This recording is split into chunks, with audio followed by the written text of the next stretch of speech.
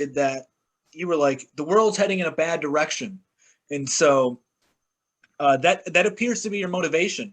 And I would assume you are so interested in blockchain because of the potential to change government, and that's why it seems to be focusing solely on working with governments.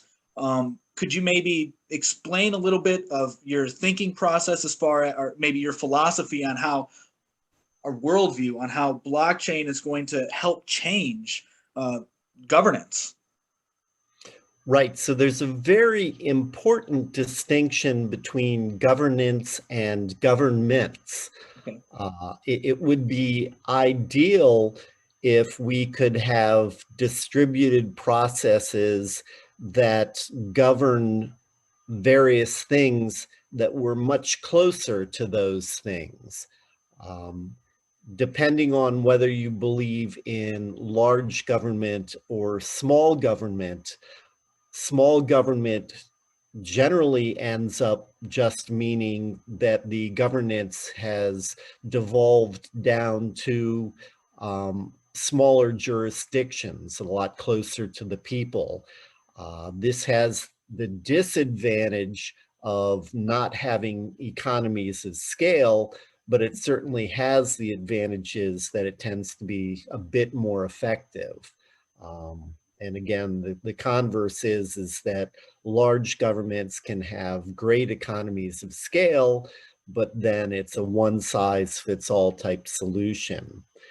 I actually got interested in blockchain more to educate a artificial human level entity, the so-called AGI. Ever since Eliezer Yudkowsky's paper from 2004 about friendly AI and how AGI could very easily go horribly wrong, that's been a very interesting subject for me. There are many people who are thoroughly convinced that AGI, when it is developed, will decide to kill us all and basically use all the resources that we represent for themselves. I believe totally the opposite. If we're smart about how we do this, we will be able to create at least human level entities, maybe very slightly better, but fundamentally, any tool that an AGI can use, a human being can use as well. The fundamental core of a mind is likely to be the same. The AGI's core mind will be a lot faster, being in silicon rather than carbon. But given the fact that most of what makes a mind smart is the tools that it's using, I don't really anticipate a situation where AGI is likely to be that much smarter than humans. And I think it should be easily possible to convince a wise AGI that diversity is really important, that different methods of approaching problems is very useful. And one of the first explorations that I did was I read Yudkowsky's paper and Eric Baum's follow-up paper on the basic AI drives and thought, well, that's true at a low level for humans, but we don't have the same problems. What is the difference? Some of the best lines from Eric Baum's paper is where he explains that one of the fundamental drives of all intelligent creatures, or at least all creatures that are able to survive, is to procure resources. And Eric Baum said that this need to procure resources could basically drive an AGI towards sociopathic behavior. And he actually used that term. So the question is, why isn't this true of human beings? So that there are two answers there. One is that human beings are what is called obligatorily gregarious. Fundamentally, we need to operate in groups because that's the only way evolutionarily we survived. We know how to work together, or at least we used to. We formed communities so that we could survive, and we learned that community is more effective than selfishness. Some of those who are concerned about AGI are concerned that the only reason why we behave is because being embedded in a society of equals makes us behave. No one can really get out of control without there being serious repercussions.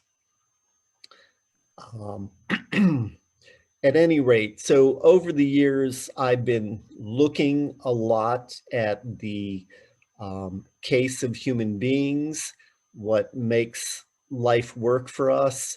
I spent a number of years looking at the human moral sense. A lot of researchers did work on that in the era between about 2005 and 2010.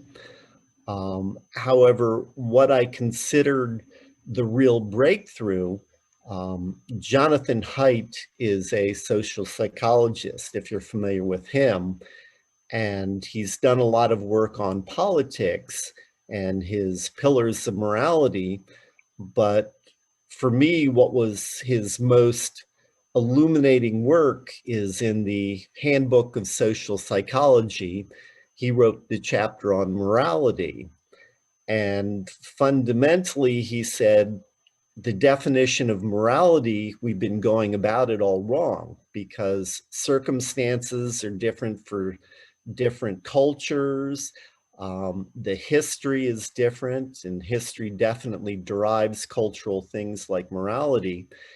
He says, however, all morality has the same function, and it only takes a sentence to describe it. Fundamentally, morality is to suppress or regulate selfishness and to make it possible to live together cooperatively. And it's interesting that it first focused on selfishness because this is exactly the drive towards resources that make, or at least that made Eric Baum say that AGI was so dangerous. This is obviously a drive that we as intelligent creatures have, or surviving creatures have, but it is morality that helps us suppress it, that helps us work together.